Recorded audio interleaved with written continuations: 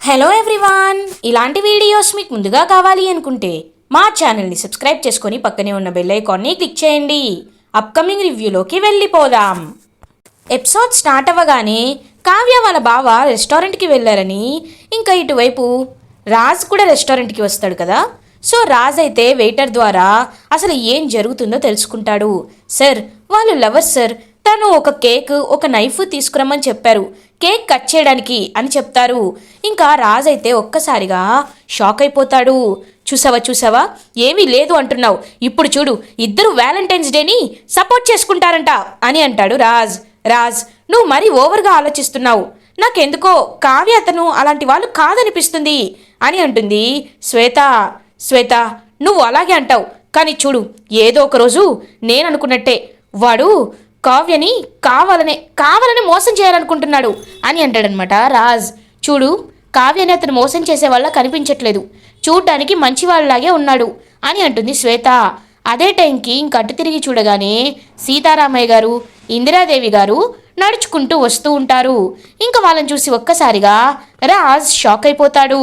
ఏయ్, నువ్వు వెళ్ళిపో శ్వేత అని అంటారు. అదేంటి, ఏమైంది అని అడుగుతారు. అటు చూడు అని అంటాడు రాజ్. చూసేసరికి అక్కడ వాళ్ళ నాన్నమ్మ తాతయ్య ఉంటారు. ఇప్పుడు వీళ్ళేంటి ఇక్కడికి వస్తున్నారు అని అడుగుతుంది శ్వేత. ఏమో తెలీదు, వీళ్ళెందుకు వస్తున్నారో నాకు అర్థం కావట్లేదు, ఇప్పుడు నేనే ఏదో ఒకటి మేనేజ్ చేయాలి, నువ్వు వెళ్ళు శ్వేత అని చెప్పి ఇంకా వెళ్ళిపోమంటాడు రాజ్. ఇటువైపు ఇంకా కావ్య వాళ్ళు ఆర్డర్ చేసిన కేక్ అయితే వస్తుంది. బావా, కేక్ వచ్చింది, ఇప్పుడు ఏంటి చెప్పు అని అడుగుతుంది. సర్ప్రైజ్ అని చెప్పాను కదా, కళ్ళు మూసుకో అని అంటారు ఇంకా కావ్య వాళ్ళ బావా. ఎందుకు అని అడుగుతుంది. మూసుకోమని చెప్పాను కదా అని అనగానే ఇంకా కళ్ళు మూసుకుంటుంది కావ్య. ఇంకా కళ్ళు అలా ఓపెన్ చేసి చూడగానే అక్కడ సరౌండింగ్స్ అంతా మారిపోతుందనమాట.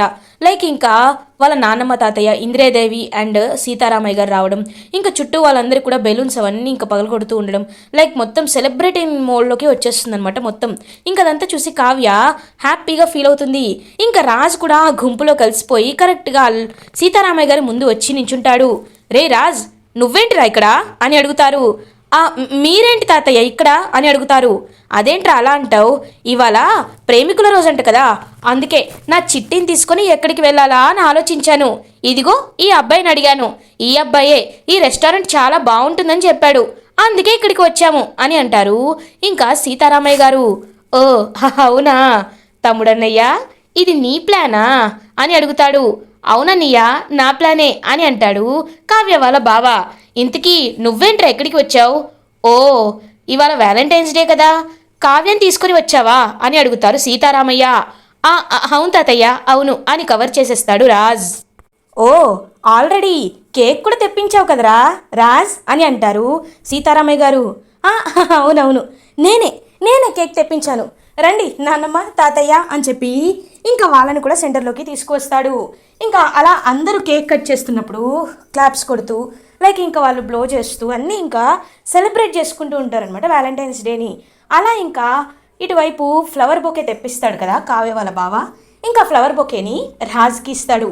రాజ్కి ఇచ్చి, అన్నయ్య ఏంటలా చూస్తున్నావు, మా కావ్యకి ఇవ్వు, అదే మా బుజ్జికి ఇవ్వన్నయ్యా, ఇవ్వు అని చెప్పి ఇంకా ఫ్లవర్ బొకేని రాజ్కి ఇస్తాడు. రాజ్ అలా ఇంకా కావ్యకి ఆ ఫ్లవర్ బొకేని ఇస్తాడనమాట. ఇంకా కావ్య మాత్రం చాలా ప్రేమగా చూస్తూ ఉంటుంది రాజ్ వైపు.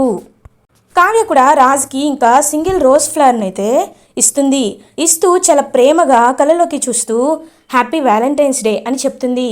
ఇంకా అలా ఆ రోజ్ ఫ్లవర్ని తీసుకుంటాడనమాట రాజ్. అండ్ కావ్య కళ్ళలోకి చూస్తూ ఉంటాడు. కావ్య మాత్రం చాలా ఇంకా ప్రేమగా చూస్తూ ఉంటుంది రాజ్ వైపు. ఇంకా రాజ్ అక్కడి నుండి వెళ్ళిపోవాలనుకుంటాడు. అన్నయ్య ఏంటి వెళ్ళిపోతున్నావు, ఇంకొకటి ఉంది అని అంటారు. ఏంటి అని అంటాడు రాజ్. అదేంట్రా అలా అంటున్నావు, కేక్ తీసుకువచ్చావు, కట్ చేసి తనకి తినిపించాలి కదా అని అంటారు ఇందిరాదేవి. ఓ అవును కదా, మర్చిపోయాను అని చెప్పి ఇంకా కేక్ కట్ చేసైతే కావ్యకి తినిపిస్తాడు రాజ్కి తినిపిస్తుంది కావ్య. ఇంకా రాజ్ అలా అయితే ఆఫీస్కి బయలుదేరాలి అనుకుంటాడు. కానీ రాజ్కి కావ్య కళ్ళే గుర్తుకు వస్తూ ఉంటాయి. తను అంతగా తన వైపు ప్రేమగా చూడడం అదంతా ఇంకా రాజ్ మనసులో అయితే ఇంకా కావ్యపై తన ప్రేమ ఫీలింగ్ని బయటికి తీసుకువచ్చేటట్టు అనిపిస్తూ ఉంటుంది. ఇది ఇలా ఉండగా అనామిక ఇప్పుడు కళ్యాణ్ ఏం చేస్తున్నాడో ఏంటో, అసలు బావగారిని కళ్యాణ్ అడగగలడా? అడిగితే బాగుంటుంది, అడగకపోతే ఎలా? అమ్మో, ఇలా అయితే కష్టమే. కాబట్టి నేనే వెళ్ళి ఏదో ఒక విధంగా బావగారిని కన్విన్స్ చేయాలి, ఇటువైపు కళ్యాణ్కి కూడా ధైర్యం చెప్పాలి. ఇదంతా జరగాలంటే నేను ఆఫీస్కి వెళ్ళాలి అని చెప్పి ఇంకా ఆఫీస్కి వెళ్ళడానికి రెడీ అవుతుందన్నమాట అనామిక. అలా ఇంకా కిందకి వస్తుంది. అప్పుడే ధాన్యలక్ష్మి, అనామిక ఎక్కడికి వెళ్తున్నావు అని అడుగుతారు. ఏం లేదు అత్తయ్య, ఆఫీస్కి వెళ్ళాలి అనుకుంటున్నాను అని అంటారు. ఇంకా అపర్ణాదేవి రుద్రాని అలా షాక్ అయిపోతారనమాట. ఆఫీస్కా? ఆఫీస్కి ఎందుకు అని అడుగుతారు అపర్ణాదేవి. అదేంటి అలా అంటున్నారు?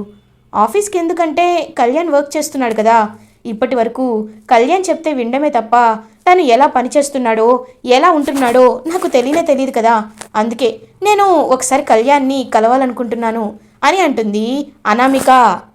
ఇంకా సైలెంట్గా ఉంటారు అపర్ణాదేవి. అయ్యో అది నీ ఆఫీస్, కావ్యకి ఎంత హక్కు ఉంటుందో నీకు కూడా అంతే హక్కు ఉంటుంది, నువ్వు వెళ్ళమ్మా వెళ్ళనామిక అని చెప్పి ఇంకా ధాన్యలక్ష్మి అయితే అనామికని ఆఫీస్కి పంపిస్తుంది. ఇంకా అలా అనామిక ఆఫీస్కి రీచ్ అవుతుంది. ఆహా, కళ్యాణ్ ఇప్పుడు ఏ ఫైల్స్ ఓకే చేస్తున్నాడో, ఏ ప్రాజెక్ట్ టేకప్ చేస్తున్నాడో అని హ్యాపీగా చాలా ఎక్స్పెక్టేషన్స్తో లోపలికి వెళ్తుంది అనామిక. కానీ కళ్యాణ్ కాన్ఫరెన్స్ రూమ్లో అందరినీ తన చుట్టూ కూర్చోబెట్టుకొని ఇంకా తను కూర్చొని వాళ్ళకి కవితలు అయితే చెప్తూ ఉంటాడనమాట.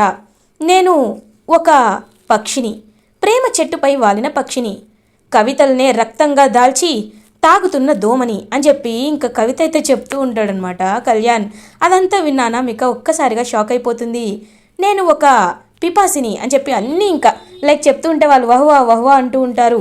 శృతి అప్పుడే అనామికను చూస్తుంది. ఇంకా వెంటనే ఆగిపోతుంది. ఇంకా కవితలు చెప్తూ ఉంటాడనమాట కళ్యాణ్. ఏంటి ఎవరు వహ్వా అనట్లేదు, అనండి అని అంటారు. సార్ అటు చూస్తే అని అంటుంది శృతి.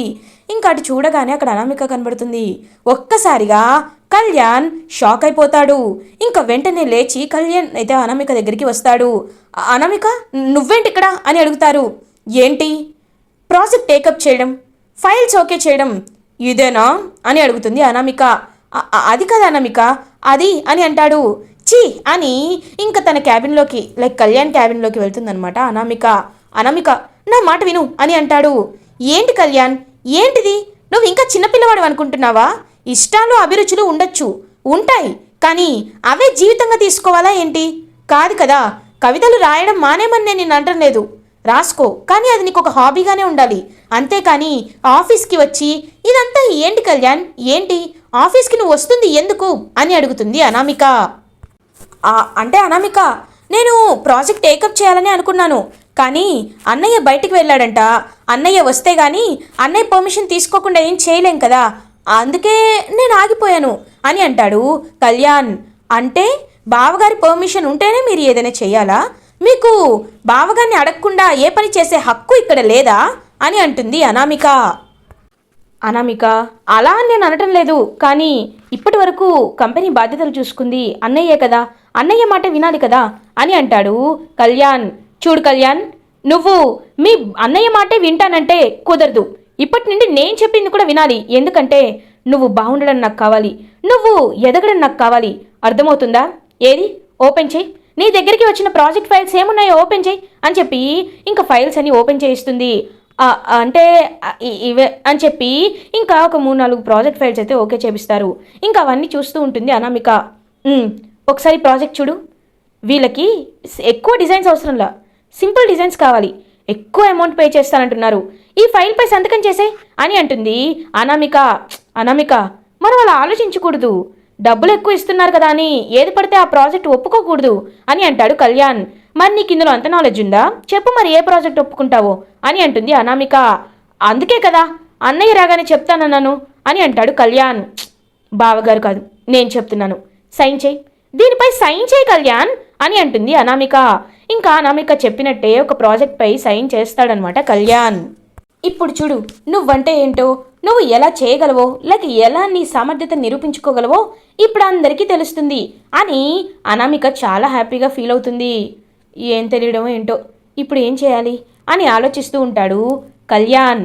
ఇది ఇలా ఉండగా రాజ్ అయితే ఆఫీస్కి రీచ్ అవుతాడు. ఇంకా రాజ్ మాత్రం వర్క్ చేసుకోకుండా కావ్య గురించే ఆలోచిస్తూ ఉంటాడు. కావ్య కళ్ళనే గుర్తు చేసుకుంటూ ఉంటాడు రాజ్. ఏంటి నా వైపు అంత ప్రేమగా చూస్తుందా కళావతి? నిజంగా నన్ను అంతలా ప్రేమిస్తుందా ఈ కళావతి?